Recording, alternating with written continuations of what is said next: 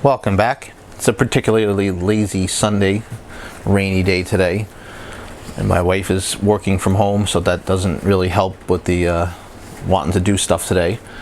So anyway, I get the chance to work on the 1913 Victrola phonograph that I have been working on for some time now. I got the chance to update the owner, let him know what the progress was, and he was, happy with what's going on and wasn't in a rush. And well, without any further delay, we'll just get right into it and start with the spring barrel that you can see here. And in the last video I mentioned I had a hard time getting this apart. I still haven't gotten it apart. I did find online there is a company I mentioned before, the Antique Phonograph Supply Company. They're here in Davenport Center, New York, or well, not where I am, but here in New York. And they sell the springs for $59 per spring. There are two here, and for an additional $29 per spring they'll install them, which at this point I'm pretty much leaning towards, because I can't get these things apart. Not only that, but when you do get it apart, it is kind of sketchy and a little dangerous, and I'd rather not take the chance if I didn't have to. And again, the owner is totally happy with that, so of course I would just pay for all the stuff up front and then just translate that cost back to him on top of the time it took me to disassemble, clean, and reassemble the rest of the unit, because that's still part of the whole rebuild, of course. Problem is though, they're not operating until the fall. During the rest of the year they have other businesses that they tend to, I guess they do, like landscaping, gardening, stuff like that, but the rest of the year, in the fall, it's that business. Probably the fall and the winter, I'd imagine, when you want to do inside stuff. Of course, that's why I'm doing the rainy day stuff inside today. They did say though in an email that they would be able to tell me the spring size just by looking at it from the outside, so since I have the camera out, I will get nice up close pictures of the whole assembly here. I'll even hold up a ruler to it so they can see visually the size of the actual piece and each individual component, and I'll try to make that as clear to them as possible. Hopefully they say, oh yeah, you're being an idiot, you just have to go over here, undo this, or it's twisted a certain way, or they'll tell me right away, and you're going to need this size spring and so on and so forth, and I'm quite sure they'll be able to help me. If not, the project will have to get put on hold until the fall, and then I can send them the piece, they can fix it, send it back to me, and we'll put it in the phonograph, make it new again. But while we have the rest of it here, we can work on other things. So we'll wrap that up. That's going to either get sent out or whatever. Not going to be a subject of any more video until then. The rest of the stuff for this particular video is going to be talking about the spring. I mentioned in probably a real early video on this that there's a spring missing from the brake assembly here. And I found on Amazon they have this 54-piece extension spring assortment. And it's nice because it's not just 54, pieces, but it's 6 of one size and 8 of another. It's not like that. If you look, there's actually just 2 pieces of one or 4 pieces of another size. No more than 4 pieces, it seems like, of any one size, and no less than 2. So obviously your options are either 2 or 4, which is good. That's what you want. You want more variety. You don't want repeat. If you need more than that, then obviously you should get just those sizes, which you can, but since we don't know, I'm sure we could find one in here. Now it's probably going to be one of these shorter ones. We have to find a short one and one that's thin in diameter, and maybe none of them will fit, so we'll have to poke through all those. And I guess it's going to serve as a little mini review for this particular piece of kit. I'll put a link in the description below, as well as the price I paid for this. Wasn't a lot of money. Next part of the video is going to be the governor. Now this is obviously it, the whole governor. The worm gear here is actuated, I guess you could say, from the main spindle gear that the platter would sit on, and this would dictate how fast the record would spin, basically. That spring, as it unwinds, it's it could really go at any speed. So this is what's preventing it from going faster. And all this does is these little weights here, as it spins, this moves in and out based upon I guess resistance. Also there's a wheel over here, and there's a little braking mechanism that would slide against this wheel, and that's part of the speed adjustment knob, which you can see here's the back side of the knob, here's the front side. I'm not going to clean this platter up really. I'll clean up some of this part here, but I want to leave this kind of stock looking, if you will. If you get into cleaning this thing up too much, you know, it turns into a full restoration, and I don't really think that's what this guy wants to do. He just wants to get this running. Restoring the motor from the other side of the platter is definitely the better way to go though. But the point of this will be taking this all apart. I have some Brasso here. We'll use that to polish this up. I already did the pieces. Obviously, like I said, it's raining. The remaining pieces, I should say. But if it wasn't raining, I'd go out to the shed and show you those. If I haven't already in prior video, I don't think I did. I will mention, while this was in the cleaning solution, it kind of tarnished a little bit. You may see it on the camera here. There's a little lighter spot here than the rest of it. I had already scrubbed off the tarnish. It was black, and that was just from sitting in this. Like I said, it wasn't submerged in it. It was just sitting partially in the solution. No big deal. That was kind of expected. The other pieces, there was a couple brass pieces that experienced the same problem. However, you know, with some nice cleaning up on it, it came out fine. And speaking of Brasso, this can is quite old. I've had this since I was back in high school, back in the days when I was in the junior ROTC, and I had to polish my brass belt buckle. I will note, that's the third take I've had to take of this little segment, because I kept saying brass belt buckle, and my wife can't keep a straight face after I corrected myself. She's actually had to leave the room. Funny little note. Anyway, so what we're going to do is completely take this apart. All these little screws here are going to come out. There's one here, and there's also another one. Actually, no, the bottom one won't have it. There's one on top here. That's what's going to keep this little brass nut in here in place. But the bottom one does need to move freely, so there won't be one on there. So that's something to note. And then other than that, each spring is going to have one. Now, if you may notice, one of these springs is different than the others. And from the stock configuration, I guess you could say, that's not the case. So I believe this one was replaced. I did find the other one. It's actually, again, out in the shed. I'm thinking this was replaced for a reason. I'm not sure why, but if I do have to go back to the original one, I do have that. It does look like the spring on the original one broke, but they didn't replace the weight. You know, they just replaced the spring with a new weight, I should say, and the original weight they just left on the broken spring. I think you should have actually taken the weight off of the old spring and put it on, but then again, the spring probably came with this new weight, so there may be reason for it. There is also this extra little piece of metal on this particular one, where the other ones don't have that, so that is something to note too. So I'll take that all apart. Maybe up close you can see though how really nice and clean that came out. And I also cleaned up the ends here with some emery cloth just to get any wear off of there, because those pins are actually what sits inside the little cups that have the ball bearings in it, and that's what makes that spin nice and freely. So we'll go ahead and take that apart. I'll also polish this up. This is the crank. I already did this spot with some just light emery cloth.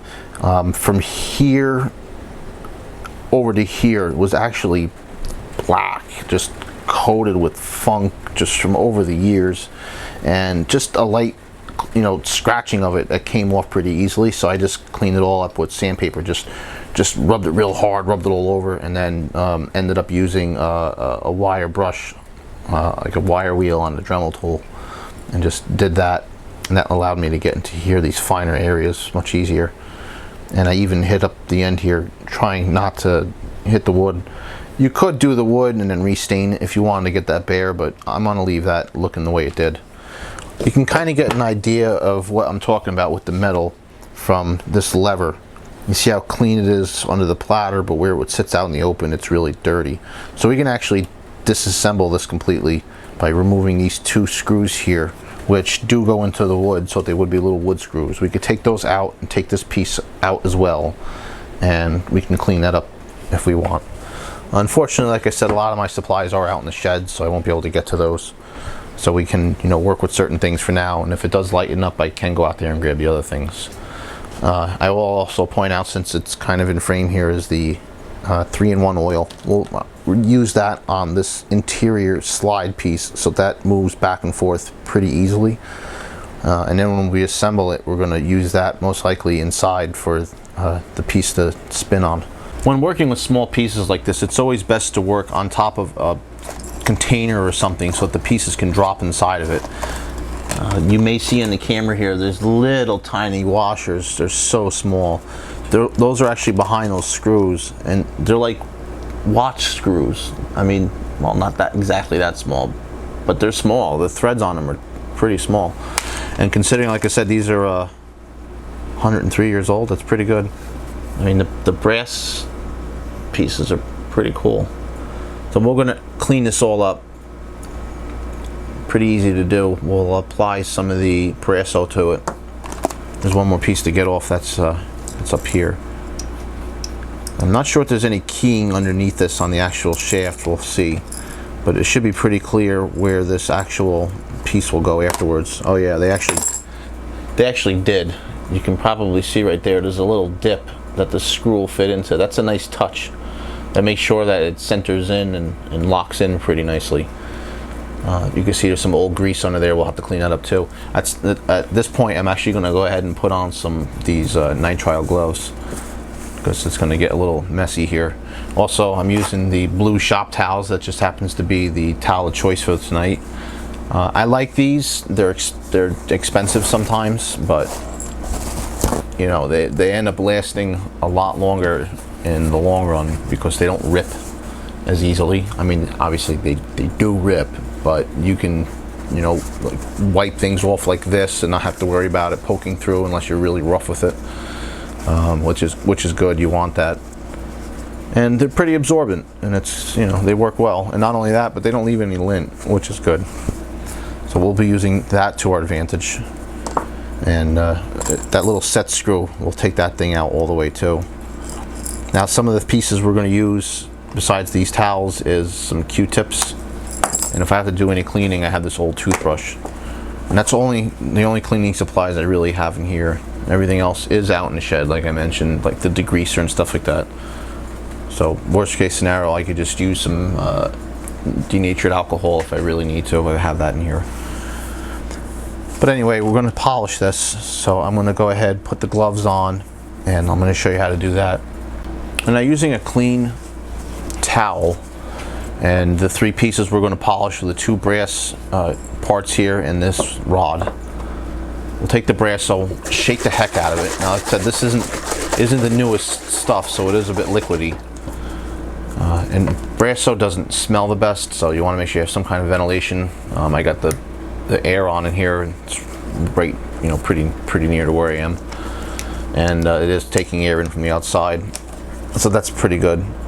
Plus, there's a fan running in the room to kind of circulate the air, so that helps a little bit. But once you pop the top off, you'll just want to take your towel and dip a little bit of it on, so you get a nice little wet spot, and actually some of the cream on here, like you can see. And we're going to go ahead and just dab it all over here, and you want to get it so it's kind of thick on there. This is, like I said, a little runnier than I'd like it to be. I should pick up some newer stuff, but it still does work. And it has to sit for a little while. It will kind of haze up. It's kind of like a wax in a sense. Obviously, it is, follow the exact instructions on there, but this is just how I do it. And you can almost kind of smell it flashing off. But once it sits for a little while, you can use the towel to buff off whatever stuff's on here. And you can actually see it, like it looks like tarnish, like it'll actually black, come off black. And you can keep doing it as much as you need. And that's all there really is to it. Now, if I was out in the shed, what I would do is put the buffing head on the Dremel. And I can actually buff this a little further once I get the shine to it. It should come to somewhat of a shine depending on the actual finish itself, it may be just a kind of a dull brass look. It may come out really shiny. It depends. We'll see. Hopefully this comes out shiny, because that looks the best, obviously. You can, I'm sure, polish anything to a shine if you had enough time.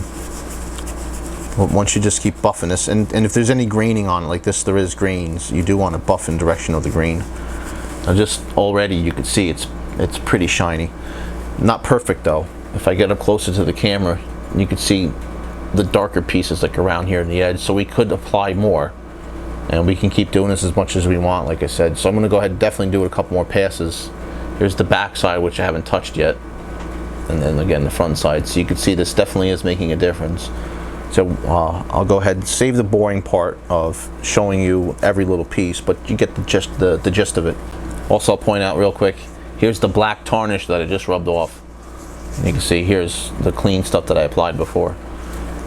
Definitely a big difference. But going back to the JROTC, when I was in there, I would spend, I think it was Wednesday night, sitting there just polishing up my belt every Wednesday, because Thursday was uniform day.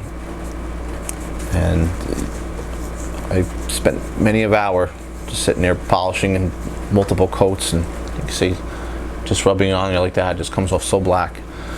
And that's what you want to see. The more you do that, I mean, obviously it's going to tarnish up pretty quickly because of the air, but you just want to keep going around and making sure it's as clean as possible, and eventually it'll come out just the way you want it.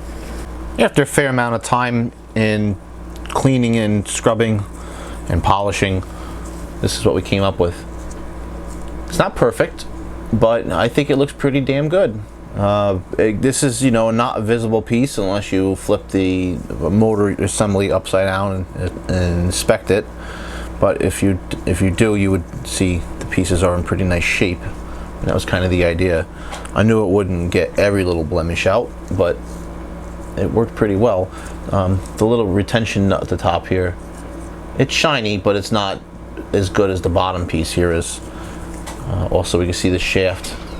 That's like a brand new shaft. I mean, it really is in excellent shape. You can get a close-up of those worm gears there. They're just immaculate. And not that it needs to, but if I put this on here, it spins very freely. The tolerances on there are perfect. It doesn't need to spin, but what it does need to do is move in and out, and that it does very nicely. But we will actually lubricate this. Puts, you know, a drop or two, nothing too much, and then we'll spin it around like that just to get it nice and lubed in there, and that'll allow that to move in and out. But the assembly is going to be to put this on first. We have to put that set screw in, and this is going to line up so it's like it will bow the springs. Also, I'll show you those springs have been cleaned up too. You can see they're shinier than they were. The springs themselves are clean. The counterweights look nice. So everything looks good so far. The actual hardware itself, it's really small. I don't want to start messing around with that because it'll get lost. But it looks good. It doesn't really need to be cleaned too much. I guess I could get the WD-40 and give it a quick squirt if I want to, but it's not really necessary. I could also put a drop of 3-in-1 oil in there and just let my fingers just rub it around there, just clean them up. That's also a good idea. But I'll go ahead and I'll assemble this now, and we'll see how it looks once it's done. And here we have the finished product. You can see how shiny it is. I don't have what it looked like before I cleaned the grease off of it, but you saw in the beginning of the video what it looked like before I polished it. And it definitely is a lot nicer than what we started with. Before I cleaned the grease off, I should say, it was just covered in gunk everywhere. Now it does actuate nicely, which is what we want to do. It slides in and out pretty well. And if I had it done before, actually I can see if I can show you this way. You can see it does spin pretty nicely. It will spin better once there's actually ball bearings in the ends. But it's looking better than it was, that's for sure. So I'm going to keep that wrapped up in the towel here to keep that from tarnishing and just looking nasty. The other thing we did here is the crank. You can see that came out a lot better than it was before I polished it. Now, the thing about the crank is there is some like pit marks on here and stuff that I really can't get out unless I wire wheel the hell out of it. But it wasn't really the point of this repair. It was just one of those things that while I had it and I'm waiting for just different events to transpire, I have the time to work on it, so might as well. But what I'm going to do now is I'm going to cut the film, and we're going to look up this piece here, the actual braking mechanism, and see if I can find a picture of one that has the spring intact, and we'll use that as a reference to see if I can find one of the springs in my assortment. Here's a close-up of the actual braking mechanism, and we'll compare that to a picture that I found online. And this is the spring, obviously, that's missing. And if you take a good look here, there's the actual notch little mechanism here, the actual lever. That's that piece there. But when we look at this one, it seems like it's a little different. Here's that same little notch I was pointing out, but if you notice, there's this tab up here and the notch down there. Now, I kept looking at that, and I looked at it more and more, and I compared it to this, and I said, something ain't right. And then I figured out right away, it's this bracket. It's actually on upside down. See, this little clip here we'll call a C clip. That slides out. This just lifts up and over. And yeah, it's definitely upside down. It's supposed to go like that. So now that gives us this actual area here to connect the spring to, which goes from this post to this post. And also you can see this little notch mechanism here kind of lines up, and that should engage into that notch there once there's tension on that spring, and this will cause this to lock, and it can come out, unlock when it needs to. But now that we have that settled, and given again what this spring looks like in the picture here, we can definitely pick one out of the set here. So it definitely connects between those two pins, as we can see, and it's just a straight small spring. So it should definitely be able to find one. And we can see down here is the kit I was explaining a little bit about before. And which spring it's going to be, well, that's going to be the fun part. I'm judging just by looking at this, it's probably going to be one of these guys over here, one of the smaller ones. So I'm going to go and just fiddle around a little bit here and see if we can get one of those to fit. The short answer is no, there isn't a spring in here that fits, unfortunately. The long answer is I'm going to have to take one in here that fits somewhat and cut it to fit, or just keep doing the research and try to find one that does fit. Unfortunately, when I did find that one that was close enough, it doesn't really seem like it's going to do a whole lot for me. So I'm not really sure. I'll have to find, see if I can find a video of this in operation. If anybody knows how this part operates here and can comment on it, that'd be very helpful. But until then, we really don't have any kind of thing to do with it until I modify a spring, like I said, or find another.